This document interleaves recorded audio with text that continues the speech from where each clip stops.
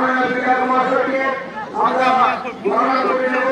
গ্রহণ করবেন আমাদের এখানে সবাই চলছে কি করবো। ঠিক আছে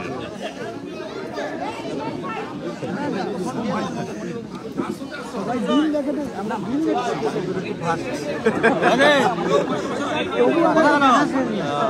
আবেগ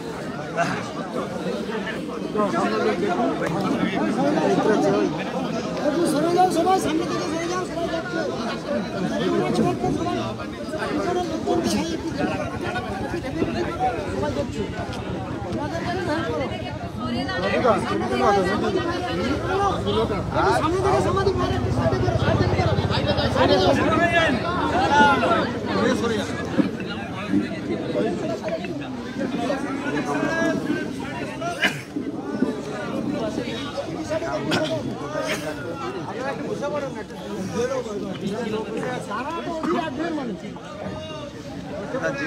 বন্দে মাতরম। সমবেত রাষ্ট্রবাদী দেশপ্রেমিক ভদ্রমন্ডলী, আমাদের নন্দীগ্রাম 2 নম্বর ব্লকের ব্লকের হেডকোয়ার্টার অর্থাৎ পঞ্চায়েত সমিতি তথা ব্লক উন্নয়ন আধিকারিকের অফিস ক্যাম্পাসে নেতাজি মরমর মূর্তি স্থাপন কমিটির পরিচালনায় প্রত্যেক বছরই এই দিনটি অত্যন্ত শ্রদ্ধার সঙ্গে সম্মানের সঙ্গে পালিত হয়।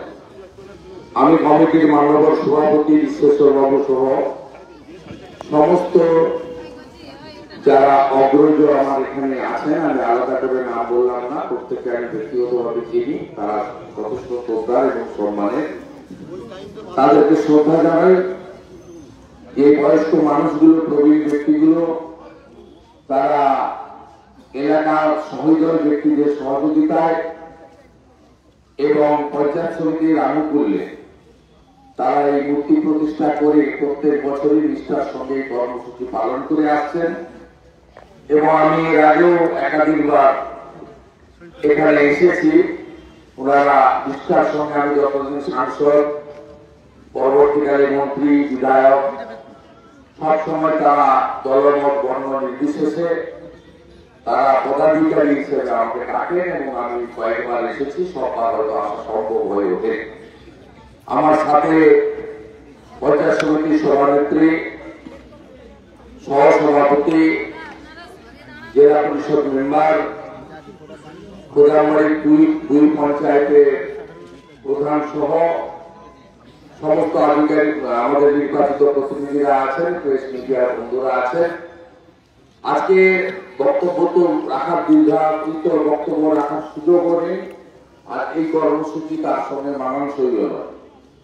আমরা ভারতরত্ন বিশ্ববন্দিত নেতা নেতাজি সুভাষচন্দ্র বসুকে একটা শ্রদ্ধা নিবেদন করি। আমি প্রত্যুষে সকালবেলায় কলকাতা রেল রোডে তার পূর্ণাবয় গঙ্গায়মান মূর্তিতে শোভাযাত্রা সহকারে পুষ্পার্ঘ্য নিবেদন করে ওখান থেকে এখানে আমার অগ্রজ প্রবীণ যারা এখানে মূর্তি প্রতিষ্ঠা কমিটির আছে, তারা কয়েকদিন আগে বিধায়ক কার্যালয়ে গিয়ে আমাকে অত্যন্ত স্নেহের সঙ্গে, আন্তরিকতার সঙ্গে ডেকে এসেছিলেন।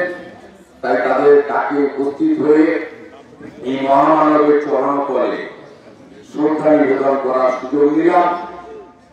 ত্রিবর্ণ রঞ্জিত জাতীয় পতাকা উত্তোলন করলাম। আপনাদের সকলকে রাষ্ট্রবাদী দেশপ্রেমিক অভিনন্দন জ্ঞাপন করার সুযোগ পেলাম। এটাই আজকের দিনে আমার পরম প্রাপ্তি। আপনারা সবাই জানেন আজকের দিনটি গোটা দেশ জুড়ে পরাক্রম দিবস হিসেবে পালিত হচ্ছে। পরাক্রম মানে যিনি কখনো হারতে জানেন না। নেতাজি সুভাষচন্দ্র বসু তার আজাদিন ফৌজ তৈরি করে, আজাদিন সরকার তৈরি করে ব্রিটিশদের বিরুদ্ধে সর্বাত্মক প্রতিরোধ, সশস্ত্র আন্দোলন করতে করেছিলেন বলেই আমরা দেশ ও মাতৃকা ব্রিটিশের যে শৃঙ্খল ছিল সেখান থেকে মুক্ত হতে পেরেছি। নেতাজি সুভাষচন্দ্র বসু তার দেশপ্রেম, রাষ্ট্রবাদ, অকুত ভয় চিত্তে ভারত মাতাকে স্বাধীন করার সংগ্রাম আমাদের গৌরবান্বিত করেছে সব সময়। তাই নতুন প্রজন্ম, আগামী প্রজন্ম নেতাজি সুভাষচন্দ্র বসু পথের প্রতীক হবে এবং সবার আগে দেশকে ভালোবাসবে। এই একই কথা স্বামী বিবেকানন্দকে নিয়ে ভগিনী নিবেদিতা তার বইতে লিখে গেছেন, the queen of adoration was his motherland. অর্থাৎ তার চোখে তার যে মাস্টার ছিলেন স্বামী বিবেকানন্দ, তার আরাধ্য দেবী ছিলেন ভারত মাতা।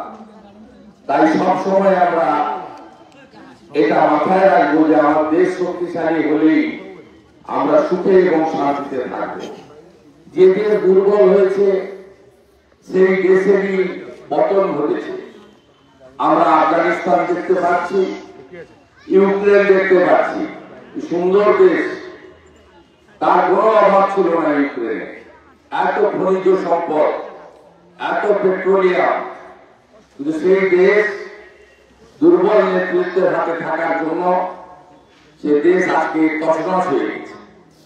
একইভাবে গাজা ভূখণ্ড নিয়ে প্রতিদিনের যে বোমা ক্ষেপণাস্ত্র লড়াই আমরা সেটা দেখতে পাচ্ছি। তাই নিজে অনেক পড়াশোনা করলাম, অনেক ধন সম্পদের মালিক হলাম, বড় পাকা বাড়ি করলাম, ছেলে মেয়েকে মানুষ করলাম, বিঘার পর বিঘা জমি কিনলাম, অনেক স্বর্ণালঙ্কার কিনলাম, সবকিছু কিন্তু চলে যাবে যদি দেশ দুর্বল হয়ে যায়। এটা বারে বারে প্রমাণ হয়েছে। সেই মোগলদের সময়, হানাদারদের সময় থেকে পরবর্তীকালে ব্রিটিশ হানাদার থেকে শুরু করে বারে বারে আজও বিশ্বে সেটা প্রমাণিত। তাই সবার আগে দেশ, রাষ্ট্রবাদ, দেশপ্রেম, নেতাজি সুভাষচন্দ্র দেখানোর পর আমাদেরকে এখনো অক্ষয় অমর করে রাখতে হবে। সকালবেলা সংবাদ মাধ্যমের কাছে কলকাতায় আমি বলছিলাম, নেতাজি সুভাষচন্দ্র বসু যদি ভারতবর্ষের প্রথম প্রধানমন্ত্রী হতেন তাহলে আমাদের দেশ কখনো খণ্ডিত হতো না, আমাদের দেশ অখণ্ড থাকতো, পূর্ণাঙ্গ থাকতো। আমাদের দেশ তাজিকিস্তানের বর্ডার থেকে শুরু হয়েছে, অখণ্ড ভারতের মানচিত্রটা দেখবে, পুরো আফগানিস্তান আমাদের ছিল, পুরো পাকিস্তান আমাদের ছিল, পুরো বাংলাদেশ আমাদের ছিল, তিব্বত সহ চীনের একটা বড় অংশ আমাদের ছিল, নেপাল আমাদের ছিল, ভুটান আমাদের ছিল, শ্রীলঙ্কা আমাদের ছিল, ব্রহ্মদেশ আমাদের ছিল। এই দেশের ব্যাপ্তি অনেক বড় ছিল। তাই নেতাজি সুভাষচন্দ্র বসু দেশের যদি প্রথম প্রধানমন্ত্রী হতেন, আজকে এই যন্ত্রণার মধ্য দিয়ে আমাদের ভারতবর্ষকে খণ্ডিত হতে হতো না এবং দেশ ভাগের বিভীষিকা, দেশ ভাগের যন্ত্রণা নিয়ে এক কাপড়ে উদ্বাস্তু হয়ে পাকিস্তান বা বাংলাদেশ থেকে মানুষকে এই দেশে আসতে হতো না, ভিটেমাটি সব ছেড়ে দিয়ে। তাই আমরা আজকের দিনে শপথ নেব, পরাক্রম দিবসে দেশ ও মাতৃকার প্রতি আমাদের সবকিছু উজাড় করে দেব। আপনারা আফগানিস্তান দেখেছেন, আমেরিকার সৈন্য চলে যাওয়ার পরে তালিবানরা দখল করলো, তারা এসে প্রথম বলল কারা কারা ধর্ম ছাড়বে, কারা কারা দেশ ছাড়বে। কিছুজন ধর্ম ছাড়লো, ধর্ম পরিবর্তন করলো, আর কিছুজন বললো ধর্ম পরিবর্তন করবো না, প্রয়োজনে দেশ ছাড়বো। ভারত সরকার তাদেরকে এয়ারফোর্সের ফ্লাইট, বায়ু আমাদের হেভি শক্তি ফ্লাইট দিয়ে তাদেরকে দিল্লিতে এনে পাকা ফ্ল্যাট বাড়ি দিয়ে, নাগরিকত্ব দিয়ে, কর্মসংস্থান দিয়ে তাদেরকে রাখার ব্যবস্থা করলো। তারা তাদের দেশে তৈরি করা সম্পদ, টাকা পয়সা, বাড়িঘর সব ফেলে দিয়ে চলে গেল অন্য দেশে। তাই আজকের দিনে আমাদের কাছে সবার একটাই মন্ত্র হবে, nation first, nation first, nation first. সবাই ভালো থাকবে। ভারত মাতা কি, ভারত মাতা কি। নেতাজি সুভাষ চন্দ্র বসু লও প্রণাম, নেতাজি সুভাষ চন্দ্র বসু লও প্রণাম, নেতাজি সুভাষ চন্দ্র বসু তোমায় ভুলছি না, ভুলবো না, ভুলছি না, ভুলবো না। মাতরম, বন্দে মাতরম, বন্দে মাতরম, বন্দে বন্দে। অসংখ্য অসংখ্য ধন্যবাদ জানাই নেতাজি মানবতার জাগ্রত কমিটির পক্ষ থেকে। সমাজ বিশিষ্ট সমাজসেবী আমাদের